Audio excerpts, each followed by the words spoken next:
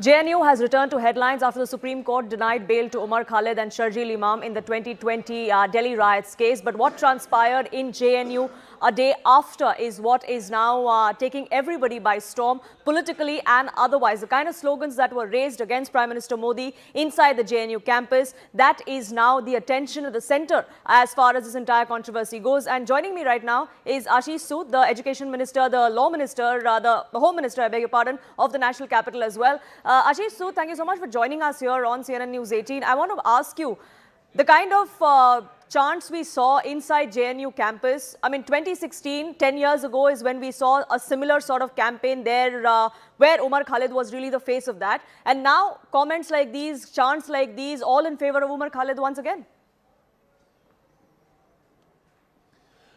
This is the irony. A premier institute like JNU and the student leaders, they are chanting these kind of slogans in the support of anti-nationals is really an irony. You are free to protest, you are free to raise voice against the government, against government's education policy, against government's agriculture policy, against government's foreign policy, against government's policy to deal with famine or other things. But you cannot be allowed to raise voice for the people who want to disintegrate the country. How can one support Sharjeel Imam and Umar Khalid, who wanted to destroy the country, who wanted to clog the chicken neck and cut the northeast from the country? This cannot be permitted. And chanting slogans in their favor or chanting slogans like Modi Shah ki kabar khudegi in their favor amounts to Deshdroh. I strongly condemn this, and I appeal the student leaders there to restrain from these kind of activities, because this brings a bad name to such a premier institute like JNU and the National Capital too.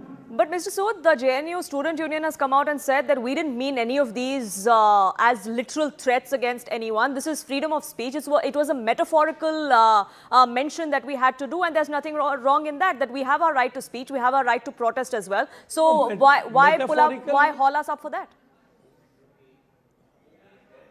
Metaphorical mention was made protesting against the cancellation of bail to Umar Khalid and Sharjeel Imam. What business a student has to support people like Sharjeel Imam, who on a stage has categorically said that he wants to cut the northeast, and student bodies are not meant for these. Student bodies can raise protest against the people in administration, may that be Prime Minister, Home Minister, Education Minister, Finance Minister, anything. But they cannot be permitted to raise slogans in favor of those who have been facing charges of treasury.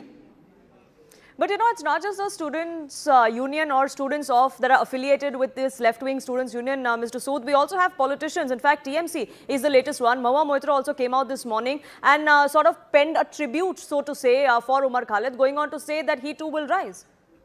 I mean, do you think that's something that emboldens this kind of narrative, this kind of behavior inside campuses?